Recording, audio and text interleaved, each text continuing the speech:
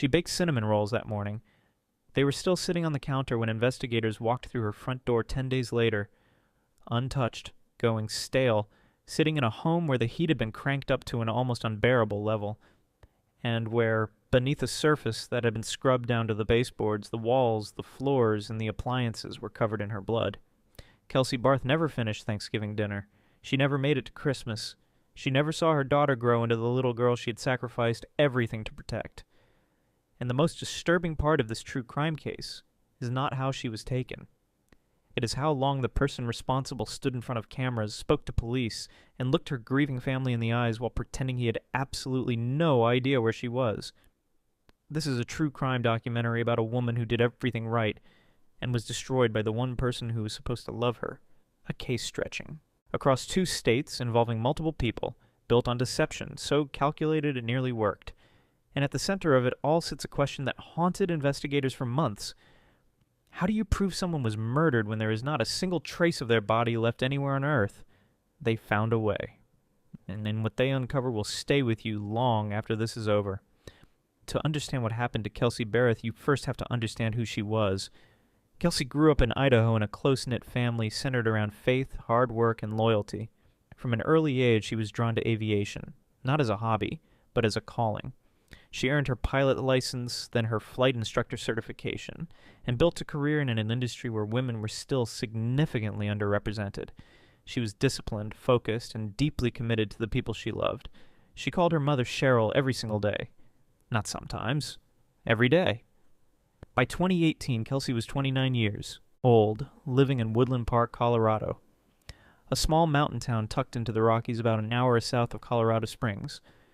She was raising her 1-year-old daughter largely on her own, working full-time as a flight instructor, and holding her life together with the kind of quiet strength that people only notice after it is gone. That life included Patrick Frazee, and that is where everything begins to fall apart. Patrick was 32 years old, a cattle rancher living on his mother's 35-acre property in Florissant, Colorado, about 45 minutes from Kelsey's home. To outsiders, he projected the image of a self-sufficient rural cowboy, quiet, hard-working. He and Kelsey had met online in 2016, and by October 2017, Kelsey had given birth to their daughter. They were engaged, but they never lived together. Kelsey raised their child alone in Woodland Park, while Patrick stayed on the ranch, showing up on his own terms. Friends and family later described a relationship built not on partnership, but on control. Patrick wanted Kelsey to move onto the ranch under his conditions. Kelsey wanted her own home, her own independence, a real partner. The more clearly she expressed that, the colder the relationship became. By late 2018, Kelsey had confided in people close to her that Patrick rarely visited, offered little support, and that she suspected he was in contact with a woman from Idaho. She did not yet have proof, but her instincts were right, and what she could not have known was that Patrick had already made a decision about her future, and had already reached out to someone else to help him carry it out. She baked cinnamon rolls that morning. She sent him a text about sweet potatoes for the casserole. She still believed he was coming to dinner. He came, but it was not for dinner. For the first few days there was silence, and silence, in the world of Kelsey Barth, was the loudest possible warning sign. Cheryl knew her daughter. She knew her rhythms and her habits. She knew Kelsey called every single day. So when Thanksgiving passed without contact, and then Friday, and then the entire following week dissolved into nothing, Cheryl did not look for a reasonable explanation. She felt what mothers feel before the facts ever catch up. Something was wrong. On November 25th, 3 days after Thanksgiving, Kelsey's employer received a text from her phone saying she would be taking a week off work. The message was brief, vague, and to anyone who knew how professionally Kelsey operated, it did not sound like her at all. But without anything concrete, there was little anyone could do except wait. The waiting ended on December 2nd. 10 days after Kelsey was last seen alive, Cheryl contacted law enforcement and requested a welfare check. Officers arrived to find Kelsey's car parked outside, her clothes still in the closet, her belongings untouched. The cinnamon rolls still on the counter. The only things missing were her phone and her purse. No forced entry, no visible signs of struggle. Police filed a missing persons report. Then they contacted Patrick Frazee, and the moment he opened his mouth, the investigation changed direction. Patrick told police that Kelsey had ended the relationship the day before Thanksgiving. He claimed they met briefly in an alley on Thanksgiving Day so she could hand over their daughter, and that was the last he had seen of her. Then he went further. He described Kelsey as emotionally unstable. He implied possible substance issues. He suggested she may have checked herself into a rehabilitation facility. Or worse, harmed herself. To Kelsey's family, those words were not just insulting. They were a provocation.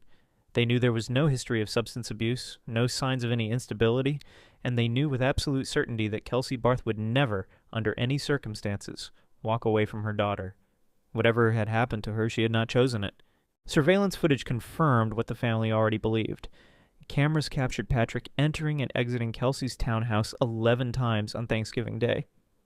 Not once, not briefly, 11 times over several hours. Cell phone records showed his device pinging the same towers as Kelsey's phone long after he claimed their interaction had ended.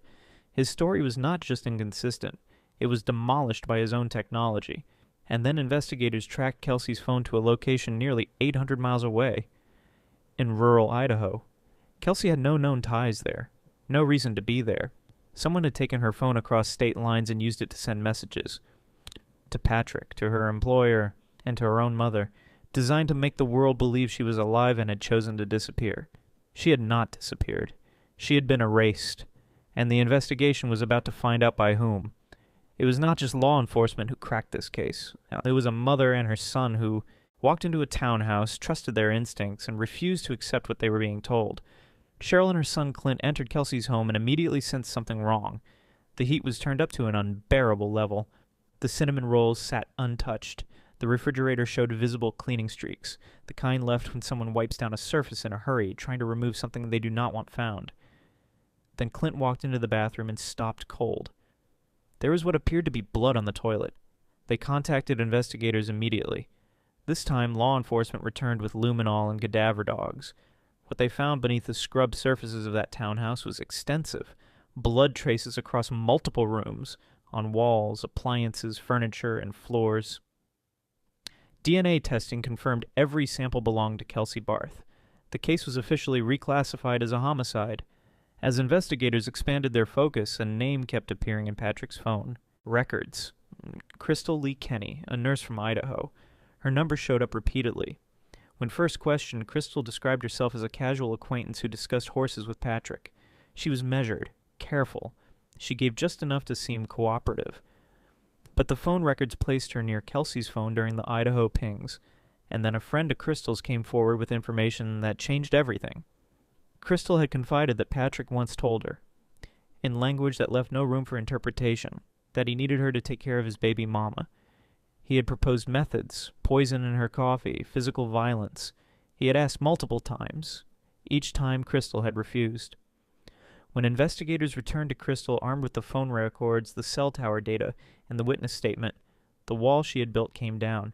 She agreed to cooperate fully in exchange for a plea arrangement, and what she revealed was the account of a murder and a cover-up that had been hiding in plain sight all along. According to Crystal, Patrick arrived at Kelsey's townhouse on Thanksgiving morning under the pretense of reconciliation. He blindfolded her and told her to smell scented candles, framing it as a light-hearted, intimate moment.